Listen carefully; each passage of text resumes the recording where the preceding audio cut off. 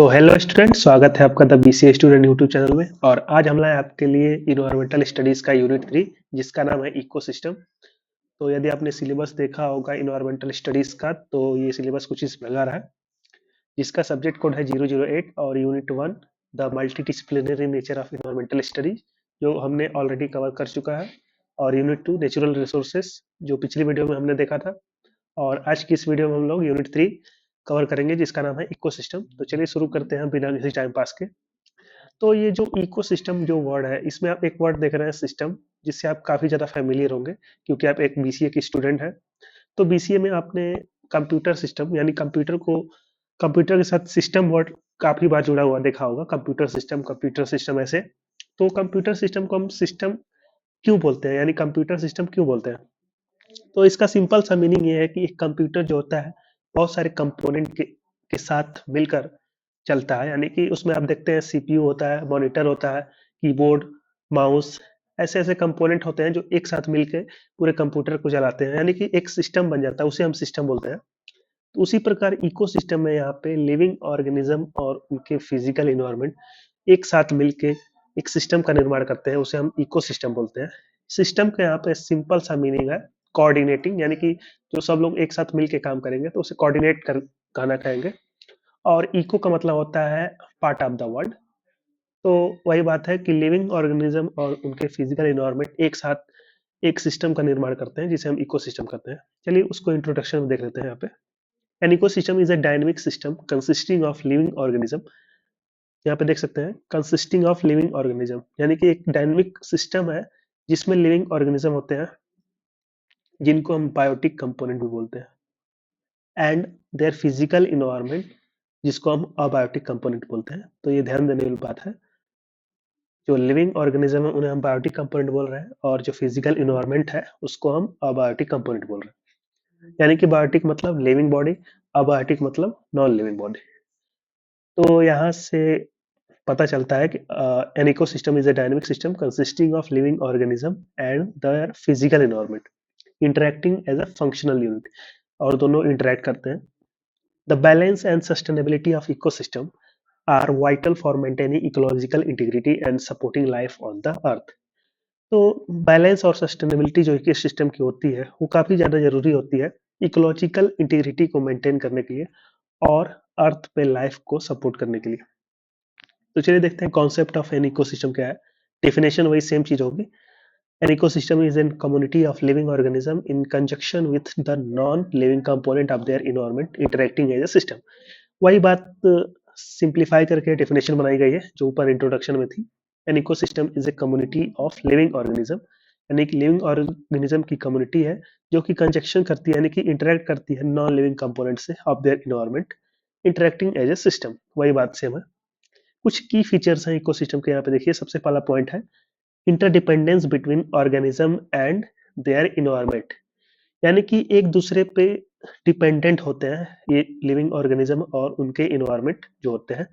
वही बात की फीचर में बताई गई है इंटरडिपेंडेंस, यानी कि दोनों एक दूसरे पे निर्भर करते हैं between organism and their environment.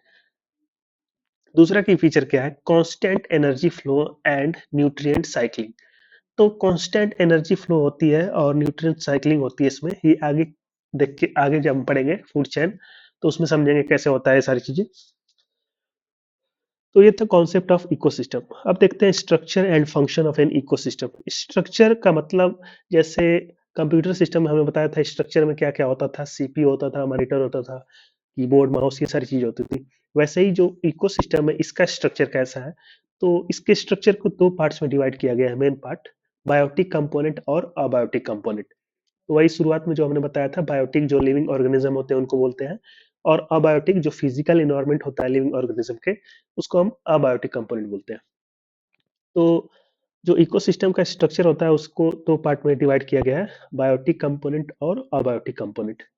तो जहाँ बायोटिक में हमने बताया था कि लिविंग ऑर्गेनिज्म आते हैं, और अबायोटिक में नॉन लिविंग यानी कि इन्वायरमेंट आता है लिविंग ऑर्गेनिज्म का। अब यहाँ बायोटिक बायोटिक कंपोनेंट जो है, इसको भी फर्दर तीन अलग अलग पार्ट्स में डिवाइड किया गया है, प्रोड्यूसर, कंज्यूमर्स और डिकम्पोजर्स। काफी ज्यादा इंपॉर्टेंट पॉइंट है ये। जो इकोसिस्टम था हमारा उसको हमने दो पार्ट में डिवाइड किया था, बायोटिक कंपोनेंट और अबायोटिक कंपोनेंट। जहां बायोटिक कंपोनेंट को फर्दर 3 अलग-अलग पार्ट्स में डिवाइड किया गया है, प्रोड्यूसर्स, कंज्यूमर्स और डिकम्पोजर्स। जैसा कि आपने पहले ही जान चुके हैं कि बायोटिक कंपोनेंट लिविंग ऑर्गेनिज्म के कंपोनेंट को बोलते हैं हम। तो लिविंग ऑर्गेनिज्म जितने ऑर्गेनिज्म होते हैं उनको 3 अलग-अलग ग्रुप में बांटा गया है, प्रोड्यूसर, कंज्यूमर और डिकम्पोजर्स। तो प्रोड्यूसर उन्हें कहा गया है जो ऑर्गेनिज्म अपना खाना स्वयं बनाते हैं, उन्हें प्रोड्यूसर बोला जाता है। देखिए वही बात यहाँ पे लिखी गई है, organisms that synthesize food using sunlight और केमिकल्स। यानी कि अपना खाना स्वयं बनाते हैं जो उन्हें हम प्रोड्यूसर्स बोलते हैं। नाम से ही पता चल जा रहा है प्रोड्यूस करते हैं। एग्जाम्पल के तौर पर यहाँ पे आता है प्लांट प्लांट एंड एल्गी। तो ये सनलाइट का यूज करके अपना खाना अपना फूड स्वयं बनाते हैं, तो इन्हें हम प्रोड्यूसर बोलते हैं। दूसरे बायोटिक कंपोनेंट में देखिए यहाँ पे आते हैं कंज्यूमर्स। कंज्यूमर्स नाम से ही पता चल जा रहा है कंज्यूम करने वाले। तो organism that consume other organisms for energy. यानी कि एक बात तो आपको जाननी पड़ेगी, हर एक ऑर्गेनिज्म को एनर्जी चाहिए जीने के लिए। तो एनर्जी कहाँ से फुलफिल होगी, वही देखिए यहाँ पे हो रही है, organisms that consume other organisms for energy.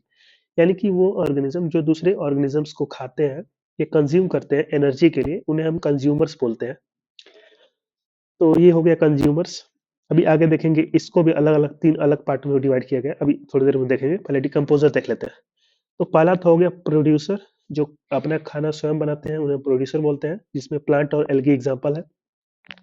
अब प्रोड्यूसर्स को खाने वालों को हम कंज्यूमर्स बोलते हैं, ये भी तो ऑर्गेनिज्म है, ये भी तो लिविंग बॉडी है, तो इसको खाने वाले को हम कंज्यूमर बोल रहे हैं।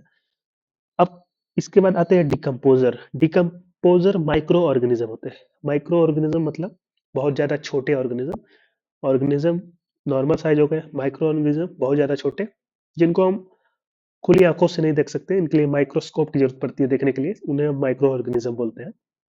तो डिकम्पोजर्स क्या होते हैं, ये माइक्रो ऑर्गेनिज्म होते हैं that break down organic matter into simpler substance. जो डेड बॉडी या ऑर्गेनिक मैटर के ऊपर बैठ के या खा के उसे सिंपलर फॉर्म में तोड़ देते हैं, वही बात कही जा रही है। Micro organism that break down organic matter को ब्रेक डाउन करते हैं इनटू सिंपलर सब्सटेंस। एग्जाम्पल के तौर पर फंगी और बैक्टीरिया, ये डिकम्पोजर्स होते हैं। तो ये सब बायोटिक कंपोनेंट है, जिसमें हमने सबसे पहले देखा प्रोड्यूसर्स, जो खाना अपना स्वयं बनाते हैं, food synthesize food using sunlight और केमिकल। एक बात और जानने वाली बात यह है कि हर एक लिविंग ऑर्गेनिज्म को एनर्जी चाहिए, ये तो बात हमने बताई। तो सबसे जो इकलौता एकमात्र सोर्स ऑफ एनर्जी है वो है सनलाइट। सबसे पहले सनलाइट से एनर्जी आती है। पूरी पृथ्वी पे जो सोर्स ऑफ एनर्जी है वो है सनलाइट। और जब एनर्जी की बात हो ही रही है तो एक बात और बता दूं कि energy can neither be created और nor be destroyed. Law of conservation of energy, मतलब एनर्जी ना ही बन सकती है और ना ही डिस्ट्रॉय हो सकती है। तो ये बात तो आपने जान ली है कि इकलौता सोर्स ऑफ एनर्जी पूरे अर्थ पे है सनलाइट, यानी कि सनलाइट से ही एनर्जी आती है बस, और कोई सोर्स नहीं है एनर्जी के लिए। तो जो प्रोड्यूसर्स होते हैं, ये सबसे पहले एनर्जी सनलाइट और एक केमिकल का यूज करके एनर्जी बनाते हैं, एनर्जी नहीं बनाते, अपना फूड बनाते हैं। और मतलब पूरी एनर्जी प्रोड्यूसर के अंदर चली आती है।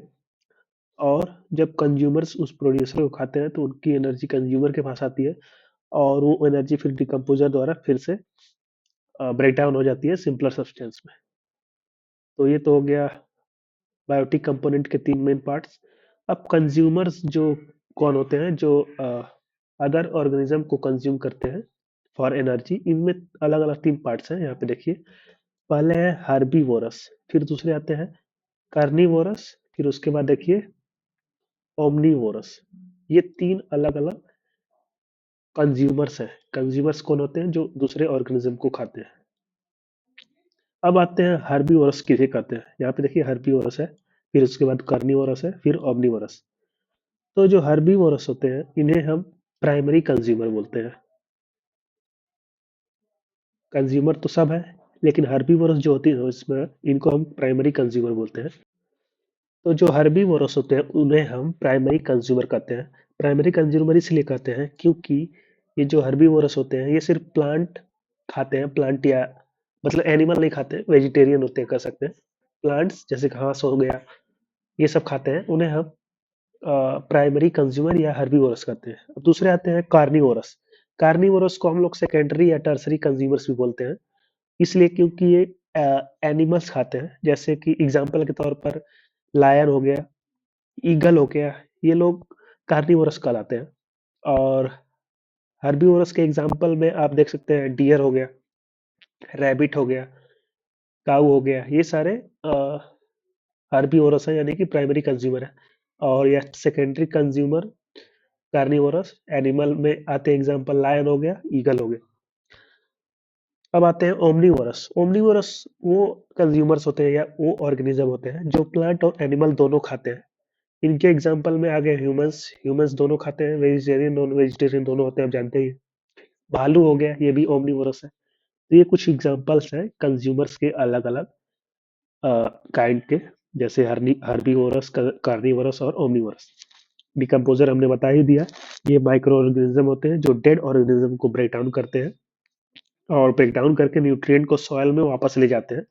एग्जाम्पल यहाँ पे गिवन ही है, फंगी, बैक्टीरिया, अर्थवर्म भी हो सकता है। तो ये हो गया लिविंग ऑर्गेनिज्म का पार्ट, कंपोनेंट, बायोटिक कंपोनेंट। दूसरा कंपोनेंट है अबायोटिक कंपोनेंट। तो अबायोटिक कंपोनेंट ये फिजिकल और केमिकल फैक्टर्स होते हैं जो लिविंग ऑर्गेनिज्म को सपोर्ट करते हैं। एग्जाम्पल यहाँ पे गिवन ही है, physical and chemical factors like sunlight, air, water, soil and nutrients. तो ये दोनों मिलके एक सिस्टम का निर्माण करते हैं जिसे हम कहते हैं इकोसिस्टम। तो ये तो हो गया स्ट्रक्चर ऑफ इकोसिस्टम। अब देखते हैं फंक्शन। फंक्शन यहाँ पे देखिए शुरू होता है। तो इको सिस्टम काम करते हैं कुछ इसेंशियल फंक्शन के थ्रू। तो सबसे पहला फंक्शन यहाँ पे देखिए क्या है, energy flow through food chain and webs. तो एनर्जी एक फूड चेन और फूड वेब के जरिए इकोसिस्टम में फ्लो करती है। इकोसिस्टम में जैसा कि हमने बताया है कि अलग अलग कंपोनेंट है, बायोटिक और अबायोटिक। जहाँ बायोटिक में भी अलग अलग कंपोनेंट है, प्रोड्यूसर, कंज्यूमर्स, डिकम्पोजर्स। तो जो एनर्जी फ्लो होती है वो energy flow through food chain के थ्रू होती है और वेब्स के, फूड वेब्स के थ्रू होती है। अभी इसको आगे देखेंगे कैसे होती है। ये कुछ फंक्शन तो है। दूसरा है cycling of nutrients like carbon, nitrogen और वाटर। तो कार्बन, नाइट्रोजन और वाटर जैसे न्यूट्रिएंट्स का साइकिल इकोसिस्टम में चलता रहता है, मतलब बनते रहते हैं और डिस्ट्रॉय होते हैं, क्रिएट होते हैं। तीसरा फंक्शन है regulation of climate and support for diversity. तो इकोसिस्टम में टेम्परेचर और वेदर को रेगुलेट करते हैं। जो इकोसिस्टम्स होते हैं वो टेम्परेचर और वेदर को रेगुलेट करते हैं इन्वायरमेंट के। ये अलग अलग स्पीसीज और उनका हैबिटेट सपोर्ट करते हैं, इसको हम लिखते हैं सपोर्ट फॉर बायोडाइवर्सिटी। तो ये तो हो गया फंक्शन ऑफ इकोसिस्टम। अब देखते हैं प्रोड्यूसर, कंज्यूमर्स, डिकम्पोजर्स कौन होते हैं। हालांकि हमने देख चुका है यहाँ पे बायोटिक कंपोनेंट के अंदर, हमने डिटेल में समझा है प्रोड्यूसर, कंज्यूमर और डिकम्पोजर। फिर से एक बार देख लेते हैं थोड़ा सा। Producer also known as autotrophs. तो चलिए एक चीज तो यहाँ पे हमने नहीं देखी थी, यहाँ पे मिल गई। जो प्रोड्यूसर्स होते हैं इनको हम ऑटोट्रॉफ्स भी बोलते हैं। ऑटोट्रॉफ्स क्यों बनते हैं? क्योंकि ये खाना अपना स्वयं बनाते हैं। They convert solar energy into chemical energy via photosynthesis. तो एग्जांपल के तौर पर यहाँ पे देख सकते हैं green plants, algae, certain bacteria. कुछ बैक्टीरिया जो होते हैं वो भी प्रोड्यूसर होते हैं, यानी कि ऑटोट्रॉफ्स होते हैं। तो ये काफी इंपॉर्टेंट है, प्रोड्यूसर्स को हम ऑटोट्रॉफ्स बोलते हैं। अब दूसरा है कंज्यूमर्स। कंज्यूमर्स में हमने देखा था तीन अलग अलग पार्ट्स, हर्बीवोरस, कार्निवोरस और ओमनीवोरस। जहाँ हर्बीवोरस को हम लोग प्राइमरी कंज्यूमर भी बोलते हैं, कार्निवोरस को हम लोग सेकेंडरी या टर्सरी कंज्यूमर भी बोलते हैं। और हर्बीवोरस में कौन आते हैं? जो प्रोड्यूसर को खाते हैं, फीड ऑन प्रोड्यूसर्स, यानी कि जो प्रोड्यूसर्स हैं ग्रीन प्लांट, एल्गी, सर्टेन बैक्टीरियस, इनको जो खाते हैं उनको हम बोलते हैं हर्बीवोरस, प्राइमरी कंज्यूमर। एग्जाम्पल के तौर पर आते हैं इसमें डियर, रैबिट, ये है हर्बीवोरस या फिर प्राइमरी कंज्यूमर। अब कार्निवोरस देखते हैं कौन है। फीड ऑन अदर एनिमल्स, यानी कि जो अदर एनिमल्स को खाते हैं उन्हें हम बोलते हैं कार्निवोरस। एग्जाम्पल के तौर पर लायन है और है ईगल। ये दो एग्जाम्पल है कार्निवोरस के।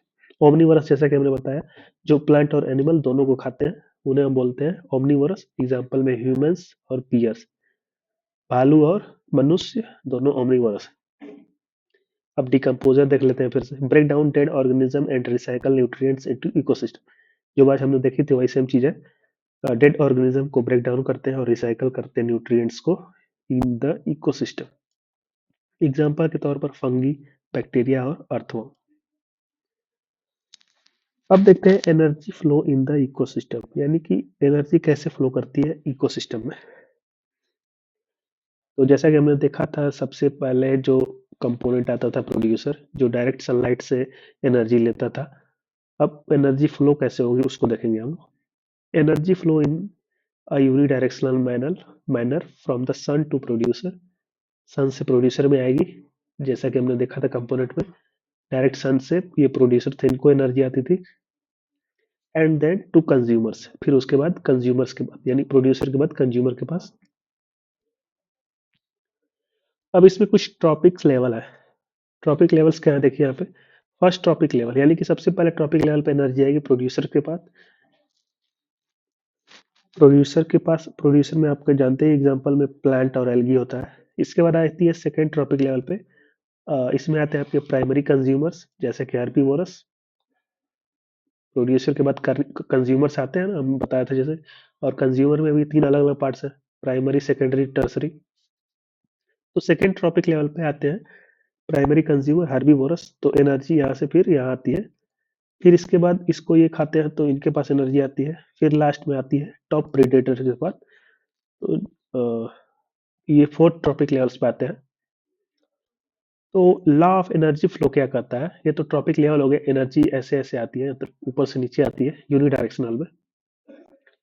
तो लॉ ऑफ एनर्जी फ्लो क्या करता है देखिए। Energy decreases as it move up trophic levels due to loss as heat.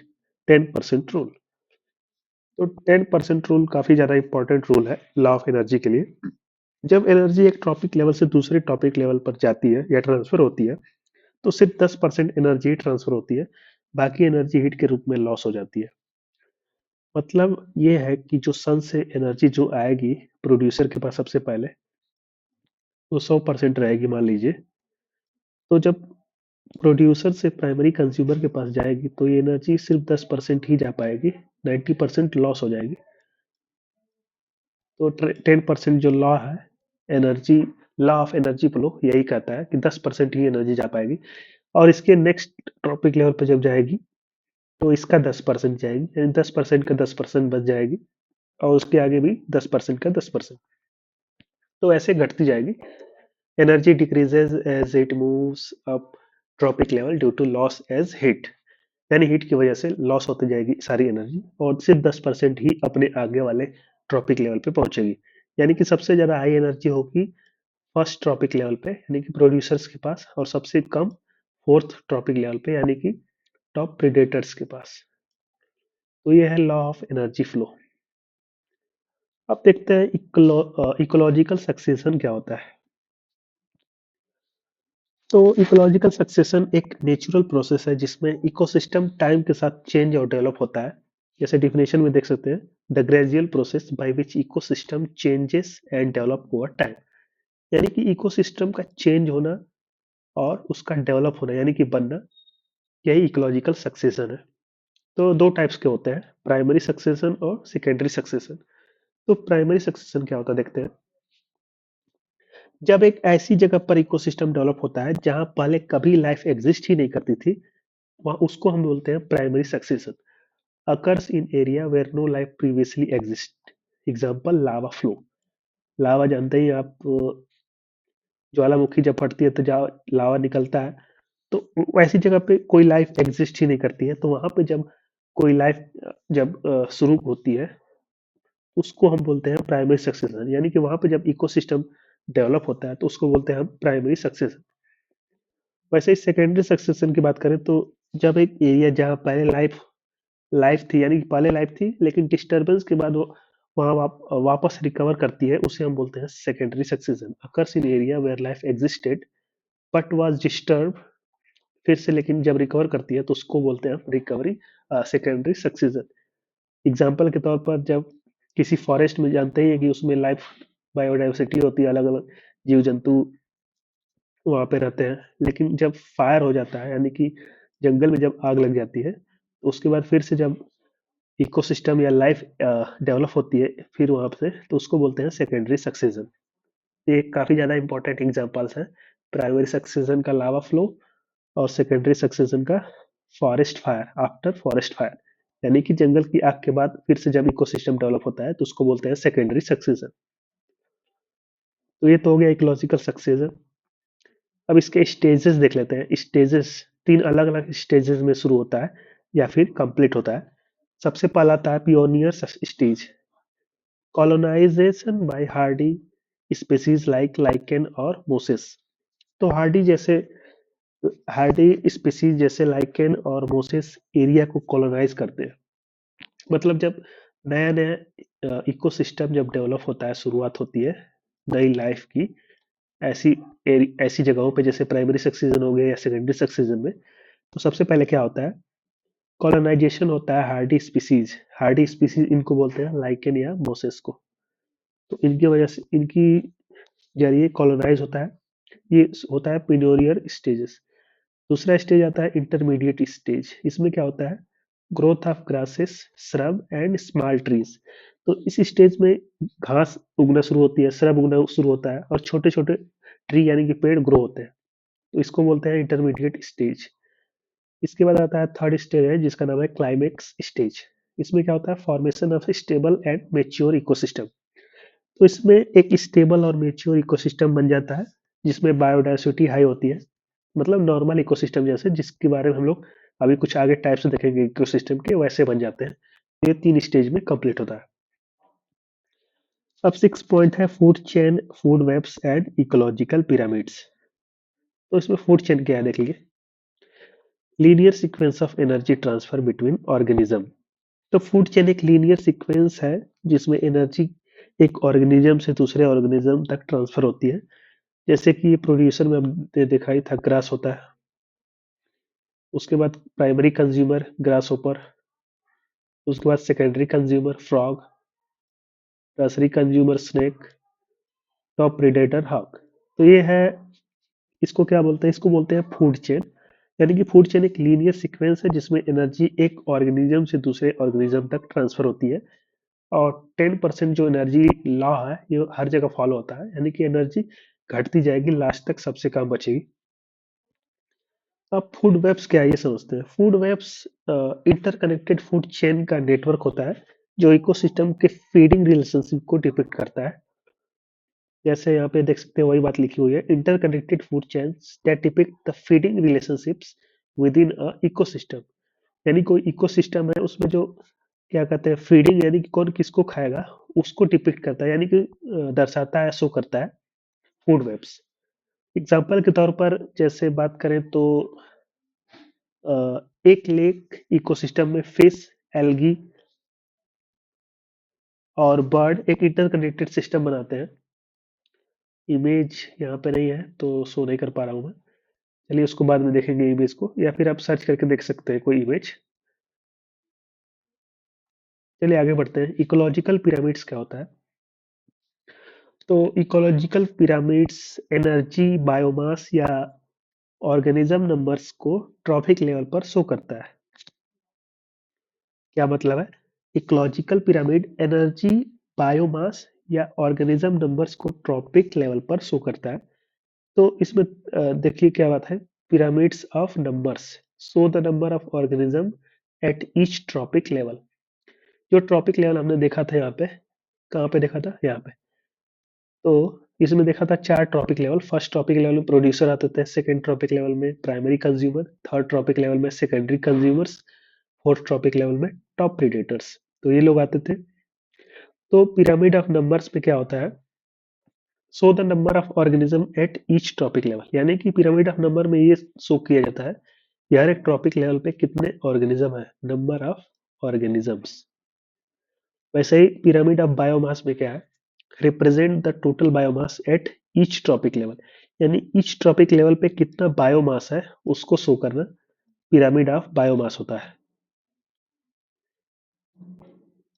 और pyramid of energy illustrate energy flow and loss at each trophic level. यानी कि फर्स्ट ट्रॉपिक लेवल में सबसे ज्यादा एनर्जी रहती है और जो लास्ट ट्रॉपिक लेवल है सबसे कम एनर्जी बचती है। तो ये सारी चीजें हैं। टाइप्स ऑफ इकोसिस्टम, अब बात करते हैं कुछ जनरल टाइप्स ऑफ इकोसिस्टम की। तब से इकोसिस्टम के बारे में हमने इतना पढ़ा है लेकिन अभी एक भी टाइप के बारे में नहीं देखा था। तो अब शुरू करते हैं इकोसिस्टम के कुछ टाइप्स। इकोसिस्टम को उनके नेचर, स्ट्रक्चर और लोकेशन के बेस पर क्लासिफाई किया जाता है। तो यहाँ पर यहाँ पर कितने हैं? यहाँ पर 4 मेन टाइप्स ऑफ इकोसिस्टम है। तो चलिए एक-एक करके देखते हैं। सबसे पहला है फूड इकोसिस्टम, फॉरेस्ट इकोसिस्टम। तो फॉरेस्ट इकोसिस्टम क्या होता है?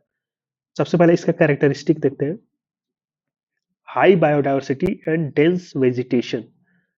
हाई बायोडायवर्सिटी और डेंस वेजिटेशन होती है। ट्रीज, श्रब और अलग-अलग एनिमल्स स्पीशीज डोमिनेट करते हैं। Dominated by trees, shrubs and diverse animal species, यानी कि ये सारे लोग मिलके फॉरेस्ट इकोसिस्टम बनाते हैं। फंक्शन क्या है इसका? कार्बन को एब्जॉर्ब करते हैं, कार्बन सिक्वेस्ट्रेशन बोलते हैं इसको।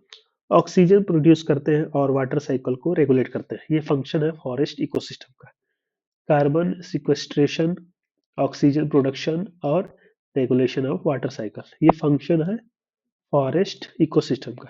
एग्जाम्पल के तौर पर tropical rain forest, temperature forest, boreal forest, ये कुछ एग्जाम्पल्स हैं फॉरेस्ट इकोसिस्टम के। अब दूसरा टाइप है इकोसिस्टम का, ग्रासलैंड इकोसिस्टम। तो ग्रासलैंड इकोसिस्टम का कैरेक्टरिस्टिक्स है dominated by grasses with few trees. Grasses dominate करते हैं और ट्रीज कम होते हैं इसमें। फ्यू ट्रीज यानी ट्रीज कम होते हैं, ग्रास डोमिनेट करती है इस इकोसिस्टम में। Support herbivores like deer, bison, rodent. तो हर्बीवोरस जैसे डियर, बिसोन और रोडेंट का हैबिटेट होता है किसमें? ग्रासलैंड इकोसिस्टम में। इसका फंक्शन क्या है? इसका फंक्शन है soil conservation, habitat for grazers and climate regulation, यानी सॉइल इरोजन को कंट्रोल करते हैं, ग्रेजिंग एनिमल्स के लिए हैबिटेट प्रोवाइड करते हैं और क्लाइमेट को रेगुलेट करते हैं। तो ग्रास इको सिस्टम का ये फंक्शन है। एग्जाम्पल के तौर पर देख लीजिए, यहाँ पे प्रेरीज है नॉर्थ अमेरिका का, सवाना है अफ्रीका का, स्टेपेज है एशिया का। ये कुछ एग्जाम्पल है ग्रासलैंड इकोसिस्टम के। अब थर्ड है डिजर्ट इकोसिस्टम। तो desert ecosystem extremely low rainfall, यहाँ पे रेनफॉल बहुत कम होती है। स्पार्स वेजिटेशन, और वेजिटेशन स्पार्स होती है। एनिमल वाटर स्कैरसिटी के एडॉप्ट होते हैं, मतलब एनिमल यहाँ के एडॉप्टेड होते हैं वाटर स्कैरसिटी के। जैसे यहाँ के एनिमल के एग्जांपल में कैमल आता है, स्नेक आता है। जैसे कि पानी की कमी होती है, लेकिन ये सारे जो एनिमल होते हैं एडॉप्टेड होते हैं इस वाटर स्कैरसिटी की। फंक्शन क्या होता है इस इकोसिस्टम का वो देखिए। Unique habitat and regulation of earth temperature. Unique unit unique habitat provide करते हैं और अर्थ के टेम्परेचर को रेगुलेट करते हैं। एग्जाम्पल के तौर पर यहाँ पे देखिए, सहारा डिजर्ट काफी ज्यादा पॉपुलर डिजर्ट है, थार डिजर्ट और मोजावे डिजर्ट। तो ये कुछ एग्जाम्पल पॉपुलर है डिजर्ट इकोसिस्टम के। अब फोर्थ एंड लास्ट इकोसिस्टम का एग्जांपल है एक्वेटिक इकोसिस्टम। एक्वेटिक से आपको पता ही चल गया होगा, वाटर बेस्ड इकोसिस्टम है। तो includes both fresh water and marine ecosystem.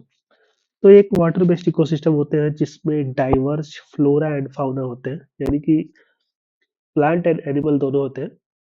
Support diverse flora and fauna adapted to water based habitat. इसमें कुछ टाइप्स है, देख सकते हैं। Pond and stream, lakes and rivers, oceans and estuaries, यानी कि अलग अलग पानी के क्षेत्र है ये। Small shallow bodies of water support aquatic plants, insects and fish.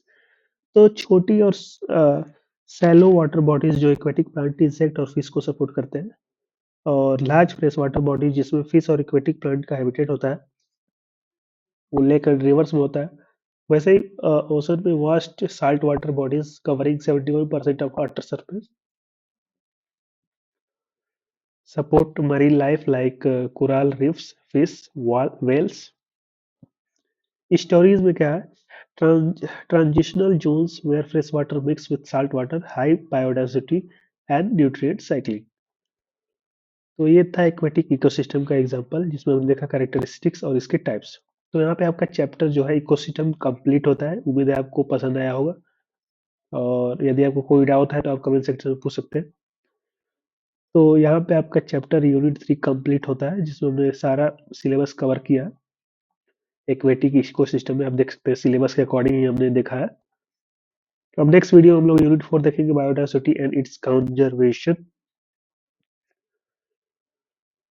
और आप चैनल पे जाके देख सकते हैं बाकी सारे वीडियोस के प्लेलिस्ट। यहाँ से प्लेलिस्ट वाले सेक्शन में जाके आप देख सकते हैं सारे सब्जेक्ट्स के वीडियो ऑलरेडी कवर हो चुके हैं, जैसे मैथमेटिक्स हो गया आपका, business communication, principle of management, C programming की पूरी एक वीडियो सीरीज है 18 वीडियोस की, देख सकते हैं आप। कंप्यूटर फंडामेंटल, तो ये सारे वीडियो ऑलरेडी कवर हो चुके हैं, ये प्लेलिस्ट से आप जाके देख सकते हैं। चलिए मिलते हैं नेक्स्ट वीडियो में, तब तक के लिए ओके बाय।